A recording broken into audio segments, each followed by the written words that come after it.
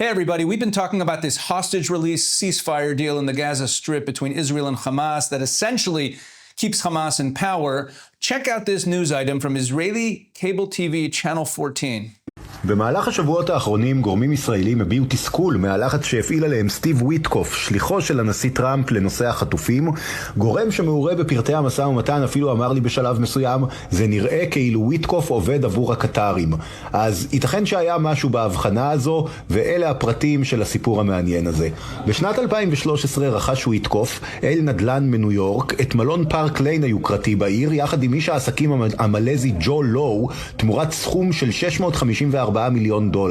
אלא שמהר מאוד העסקה המבטיחה הזו הסתבכה, כשהתוכנית המקורית של וויטקוף ולואו להפוך את המלון למגדל של דירות יוקרה לא יצאה לפועל בגלל הצפה של השוק באזור בדירות כאלה. אבל זה הפך להרבה יותר חמור בהמשך, כשלואו נחשד במעילה של מיליארדים בכספי קרן העושר של מלזיה. כתוצאה מכך, ב-2017 הורה משרד המשפטים האמריקני לוויטקוף ולשותפיו החדשים למכור את הנכס, שחלקו כאמור נרכש בכסף גנוב, אם כי חשוב להדגיש, וויטקוף עצמו לא נחשד בגניבה או בעבירה כלשהי. וויטקוף דרש $1 מיליארד עבור המלון, אבל לא מצא קונה שהסכים לשלם את המחיר המבוקש. לאור זאת, ב-2019 הוא ושותפיו נאלצו לקחת הלוואת עתק על סך $615 מיליון כדי להמשיך לממן את הנכס הבעייתי. לבסוף, באוגוסט 2023, מי שנחלצה לעזרתו של וויטקוף היא קרן העושר של ממשלת קטר, שרכשה ממנו ומשותפיו את המלון תמורת $623 מיליון. האם השתלשלות האירועים הזו והקשרים החמים שנוצרו בעקבותיה בין וויטקוף לקטרים השפיעה על האופן שבו התנהל המשא ומתן? לא ניתן לדעת בביטחון, אבל בהחלט לא מיותר להעלות את השאלה.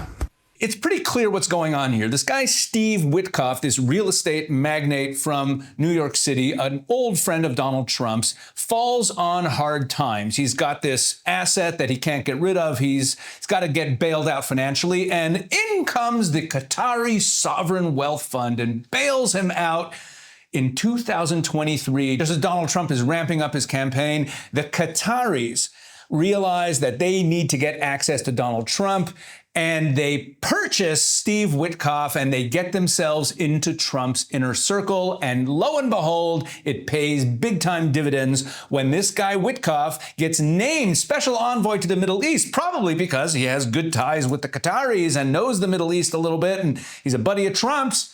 And now he comes in as the bagman to twist Israel's arm and agree to a ceasefire deal that was crafted by the Biden administration and was designed to keep Hamas in power. Donald Trump's administration is compromised by this guy. He is a Qatari asset. Now let's talk about who the Qataris are. Qatar funds Hamas. They've always been one of the main funders of Hamas. They also housed the Hamas leadership until only a few months ago. Qatar funds all the pro-Hamas, anti-Israel demonstrations and anti-America demonstrations that are going on in campuses across America.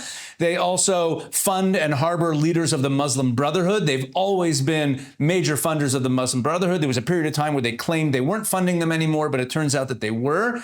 The Muslim Brotherhood, let's remember, that's the parent organization that spawned ISIS, Al-Qaeda, and of course Hamas. Now check out what Witkoff said about Hamas and Qatar in an interview on Fox that aired yesterday, and then we'll talk about that. I wanted to ask you about Hamas. Apparently, they told the New York Times, we are prepared for a dialogue with America and achieving understandings on everything. How do you see that?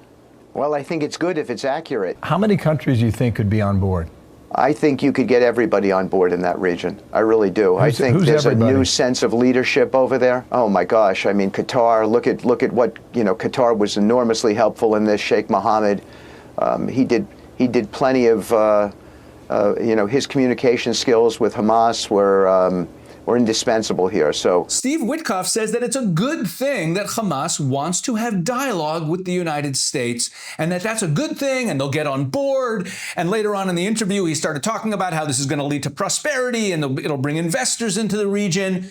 Does Witkoff not realize that Hamas is a terrorist organization that is wholly committed not only to the destruction of the state of Israel, but according to Hamas's founding charter, calls for the death of all Jews in the world?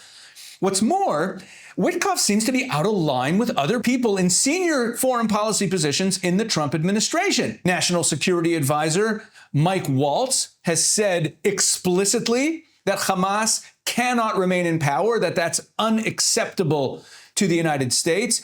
Incoming Defense Secretary Pete Hegseth said during his confirmation hearing, also agrees with that Hamas cannot remain in power, that Israel should destroy Hamas completely. That's also the position of Marco Rubio, the incoming Secretary of State. And Trump has expressed that himself, that Hamas cannot remain in power. And here's Witkoff saying that it would be a nice thing if Hamas would get on board the peace train and engage in dialogue with the United States government. And then later on in the interview, in that second clip we showed you, he starts praising Qatar as this new leadership and how instrumental they were. Of course they were instrumental in the deal. The entire point of this ceasefire hostage release deal is to keep Hamas in power.